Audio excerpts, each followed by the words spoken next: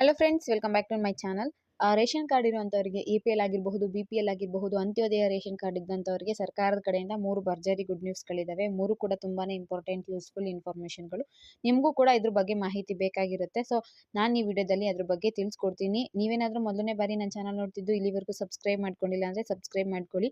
ಹಾಗೆ ಪಕ್ಕದಲ್ಲೇ ಕಾಣುವಂಥ bell button ಮೇಲೆ ಕೂಡ ಕ್ಲಿಕ್ ಮಾಡಿ. ನೆಕ್ಸ್ಟ್ ಯಾವುದೇ ರೀತಿಯ ಇನ್ಫಾರ್ಮೇಷನ್ ಹಾಕಿದ್ರು ನಿಮಗೆ ಮಾಹಿತಿಗಳು ಸಿಗುತ್ತೆ. ಇವತ್ತಿನ ಮೊದಲನೇ ಟಾಪಿಕ್ ಏನಪ್ಪಾ ಅಂದರೆ ರೇಷನ್ ಕಾರ್ಡ್ ಇರುವಂತವರಿಗೆ ತಿದ್ದುಪಡಿ ಮಾಡೋದಕ್ಕೆ ಅವಕಾಶನ ಕಲ್ಪಿಸಿದ್ದಾರೆ. ಏನ್ ತಿದ್ದುಪಡಿ ಅಂತ ನೀವು ಕೇಳೋದಾದ್ರೆ, ರೇಷನ್ ಕಾರ್ಡ್ ಅಲ್ಲಿ ಯಾರ್ದೋ ಹೆಸರನ್ನ ಸೇರಿಸಬೇಕಾಗಿರುತ್ತೆ. ನಿಮ್ಮ ಮಗನಿಗೆ ಹೊಸದಾಗಿ ಮದುವೆ ಆಗಿದ್ರೆ ನಿಮ್ಮ ಸೊಸೆ ಹೆಸರನ್ನ ಸೇರಿಸಬೇಕು ಅನ್ಕೊಂಡಿರ್ತೀರಾ, ಅಥವಾ ಚಿಕ್ಕ ಮಕ್ಳದ್ದು ಹೆಸರನ್ನ ಸೇರಿಸಬೇಕು ಅನ್ಕೊಂಡಿದ್ರೆ ಒಂದು ಸುವರ್ಣ ಅವಕಾಶ ಈಗ ಬಿಟ್ಟಿದ್ದಾರೆ. ಆನ್ಲೈನ್ ಅಲ್ಲಿ ನೀವು ಹೆಸರುಗಳನ್ನ ಸೇರ್ಪಡೆ ಮಾಡಬಹುದು, ಮತ್ತೆ ಹೆಸರುಗಳನ್ನ ಡಿಲೀಟ್ ಮಾಡೋಕ್ಕೂ ಕೂಡ ಆಪ್ಷನ್ ಇದೆ. ನಿಮ್ಮ ಮಗಳು ಅಥವಾ ಯಾರಾದರೂ ಮದುವೆ ಆಗಿ ಹೋಗಿದ್ದಾರೆ ಅಂತ ಇತ್ತು ಅಂದ್ರೆ, ಅಥವಾ ಡೆತ್ ಆಗಿರೋದು ಹೆಸರನ್ನ ಡಿಲೀಟ್ ಮಾಡಿಸಬಹುದು, ಅಡ್ರೆಸ್ ಚೇಂಜ್ ಮಾಡಿಸಬಹುದು, ಜೊತೆಗೆ EKYCಗೂ ಕೂಡ ಅವಕಾಶ ಇದೆ. ಮೊಬೈಲ್ ನಂಬರ್ನ ನೀವು ಚೇಂಜ್ ಮಾಡ್ಕೋಬಹುದು. ರೇಷನ್ ಕಾರ್ಡಲ್ಲಿ ನೀವು ಯಾವ ಮೊಬೈಲ್ ನಂಬರ್ ಕೊಡ್ತೀರೋ ಅದಕ್ಕೆ OTP ಕೂಡ ಬರುತ್ತೆ. ಸೊ ಮೊಬೈಲ್ ನಂಬರ್ ಇಲ್ಲ ಅಂದರೆ ಮೊಬೈಲ್ ನಂಬರ್ನ ಚೇಂಜ್ ಮಾಡಿಸ್ಕೋಬಹುದು. ಮತ್ತು ರೇಷನ್ ಅಂಗಡಿನ ನೀವು ಬದಲಾವಣೆನ ಮಾಡ್ಕೋಬಹುದು. ನಿಮಗೆ ಹತ್ತಿರದ ರೇಷನ್ ಅಂಗಡಿಗಳನ್ನ ನೀವು ಬೇಕಿದ್ರೆ ಮಾಡ್ಕೋಬಹುದು. ರೇಷನ್ ಕಾರ್ಡ್ ತಿದ್ದುಪಡಿ ನಾರ್ಮಲ್ ಆಗಿ ಕರ್ನಾಟಕ 1, ಗ್ರಾಮ 1, ಬೆಂಗಳೂರು 1ಗಳಲ್ಲಿ ಮಾಡ್ತಾ ಇದ್ರು. ಬಟ್ ಈಗ ಸ್ವಲ್ಪ ಟೆಕ್ನಿಕಲ್ ರೀಸನ್ಸ್ಗಳಿಂದ ಅಲ್ಲಿ ಸರ್ವರ್ಗಳು ಪ್ರಾರಂಭ ಆಗಿರೋದಿಲ್ಲ. ಹಾಗಾಗಿ ನೀವು ತಾಲೂಕು ಆಹಾರ ಇಲಾಖೆ ಕಚೇರಿಯಲ್ಲಿ ಮಾತ್ರ ತಿದ್ದುಪಡಿನ ಮಾಡಿಸ್ಬೋದಾಗಿರುತ್ತೆ. ಸೊ ನೀವೇನಾದರೂ ಹೆಸರು ಚೇಂಜ್ ಮಾಡಿಸೋದು, ಆ್ಯಡ್ ಮಾಡಿಸೋದಿತ್ತು ಅಂದರೆ ನಿಮ್ಮ ತಾಲೂಕು ಆಹಾರ ಇಲಾಖೆಗೆ ಸಂಪರ್ಕನ ಮಾಡಿ, ಅಲ್ಲಿ ನಿಮಗೆ ಆಗುತ್ತೆ.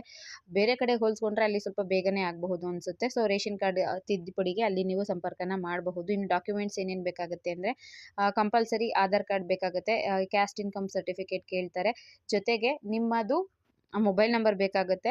ಅದ್ರ ಜೊತೆಗೆ 6 ವರ್ಷಕ್ಕಿಂತ ಚಿಕ್ಕ ಮಕ್ಳು ಏನಾದರೂ ಇದ್ರು ಅಂದರೆ ಬರ್ತ್ ಸರ್ಟಿಫಿಕೇಟ್ ಬೇಕಾಗುತ್ತೆ. ಇಷ್ಟು ಡಾಕ್ಯುಮೆಂಟ್ಸ್ನ ನೀವು ತೊಗೊಂಡೋದ್ರೆ ರೇಷನ್ ಕಾರ್ಡಲ್ಲಿ ಹೆಸರನ್ನ ಡಿಲೀಟ್ ಮಾಡೋದು, ಸೇರ್ಪಡೆ ಮಾಡಿಸೋದು ಯಾವುದಾದ್ರೂ ಒಂದು ಮಾಡಿಸ್ಕೋಬಹುದು. ಮುಖ್ಯಸ್ಥೆಯ ಹೆಸರು ಕೂಡ ನೀವು ಚೇಂಜ್ ಮಾಡಿಸ್ಕೊಳ್ಳೋದಕ್ಕೆ ಅವಕಾಶ ಇರುತ್ತೆ. ಇನ್ನು ಎರಡನೇ ಗುಡ್ ನ್ಯೂಸ್ ಏನಪ್ಪಾ ಅಂದರೆ, ಇತ್ತೀಚೆಗೆ ರಾಜ್ಯ ಸರ್ಕಾರ ರೇಷನ್ ಕಾರ್ಡ್ಗಳನ್ನ ಪರಿಷ್ಕರಣೆ ಮಾಡ್ತಾ ಇತ್ತು ಅಲ್ವಾ. ಸುಮಾರು 13 ಲಕ್ಷಕ್ಕಿಂತ ಹೆಚ್ಚಿನ ಕಾರ್ಡ್ಗಳನ್ನ ಪರಿಷ್ಕರಣೆ ಮಾಡಿ BPL ಇಂದ APL ಆಗಿ ಮಾಡಿದ್ರು. ಮತ್ತೆ ಅದನ್ನು ಒಂದು ವಾರದಲ್ಲೇ ಸರಿ ಮಾಡಿದ್ರು, ಅದು ಬೇರೆ ವಿಚಾರ. ಆದರೆ ಈಗ BPL ಕಾರ್ಡ್ ಇರೋಂಥವರಿಗೆ, APL ಆಗಿರಬಹುದು, ಅಂತ್ಯೋದಯ ಕಾರ್ಡ್ ಇದ್ದವರಿಗೆ ಮತ್ತೊಂದು ಗುಡ್ ನ್ಯೂಸ್ ಏನಪ್ಪಾ ಅಂದರೆ, ಇನ್ನು ಮುಂದೆ ರಾಜ್ಯ ಸರ್ಕಾರ ಯಾವುದೇ ರೀತಿಯ ಪರಿಷ್ಕರಣೆಗಳನ್ನ ಮಾಡೋದಿಲ್ಲ. ಅಂದರೆ ನಿಮ್ಮ ಕಾರ್ಡ್ಗಳು ಹೇಗಿದೆಯೋ ಅದೇ ರೀತಿ ಕಂಟಿನ್ಯೂ ಆಗುತ್ತೆ. ಅವರು APL ಇರೋದನ್ನ BPL ಇರೋ ಕಾರ್ಡ್ನ APL ಮಾಡೋದು, ಅಂತ್ಯೋದಯ ಕಾರ್ಡ್ಗಳನ್ನ APL ಮಾಡೋದು ಅಥವಾ BPL ಮಾಡೋದು, ಆ ರೀತಿ ಯಾವುದೇ ರೀತಿಯ ಪರಿಷ್ಕರಣೆಗಳು ಮಾಡೋದಿಲ್ಲ. ಸದ್ಯಕ್ಕೆ ನಿಮ್ಮ ಕಾರ್ಡ್ಗಳು ಯಾವ ರೀತಿ ಇದೆಯೋ ಅದೇ ರೀತಿ ಯಥಾಸ್ಥಿತಿಯಾಗಿ ಅದು ಕಂಟಿನ್ಯೂ ಆಗುತ್ತೆ ಅಂತ ತಿಳಿಸಿದ್ದಾರೆ. ಇದು ಒಂದು ಒಳ್ಳೆ ನ್ಯೂಸ್ ಅಂತಲೇ ಹೇಳ್ಬಹುದು. ಯಾಕಪ್ಪ ಅಂದರೆ 13 ಲಕ್ಷ ಜನ, ಎಷ್ಟೋ ಜನ ಬಡವರು ಮತ್ತು ಕಡು ಬಡವ್ರದ್ದು ಏಕಾಏಕಿ BPL ಇಂದ APL ಮಾಡಿದ್ರು. GST ಕಟ್ತಾ ಇದ್ದೀರಾ, IT ರಿಟರ್ನ್ಸ್, ಟ್ಯಾಕ್ಸ್ ಪೇ ಮಾಡ್ತಿದ್ದೀರಾ ಅಂತ ಅಂಥವ್ರಿಗೆಲ್ಲ ಕಷ್ಟ ಆಗಿತ್ತು. ಈಗ ರಾಜ್ಯ ಸರ್ಕಾರ ತನ್ನ ನಿರ್ಧಾರನ ಬದಲಾಯಿಸಿದೆ. ಇನ್ನು ಮುಂದೆ ಯಾವುದೇ ರೀತಿಯ ಪರಿಷ್ಕರಣೆನ ಮಾಡೋದಿಲ್ಲ.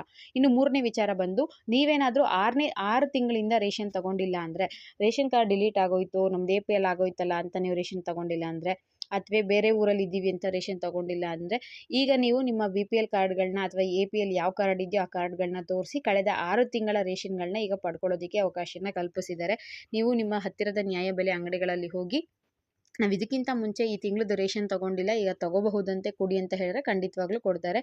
ಆಹಾರ ಇಲಾಖೆಯ KH ಮುನಿಯಪ್ಪ ಅವರು ಮತ್ತು ನಮ್ಮ CM ಸಿದ್ದರಾಮಯ್ಯ ಅವರು ಅಧಿಕೃತವಾಗಿ ಆದೇಶನ ಹೊರಡಿಸಿದ್ದಾರೆ.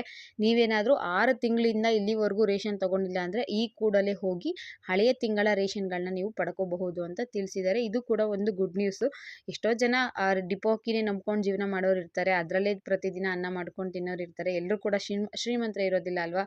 ಅಂಗಡಿಲಿ ಹೋಗಿ ಸೋನಾ ಮಸೂರಿ ಅಕ್ಕಿ ತಗೊಂಡು ತಿನ್ನೋಷ್ಟು ಡಿಪೋ ಅಕ್ಕಿನ ನಂಬ್ಕೊಂಡಿರುವಂತಹ ಎಷ್ಟೋ ಕುಟುಂಬಗಳಿದಾವೆ. ನಿಜವಾಗ್ಲೂ ಕೂಡ ಇದು ಒಂದು ಗುಡ್ ನ್ಯೂಸ್ ಅಂತಾನೆ ಹೇಳಬಹುದು.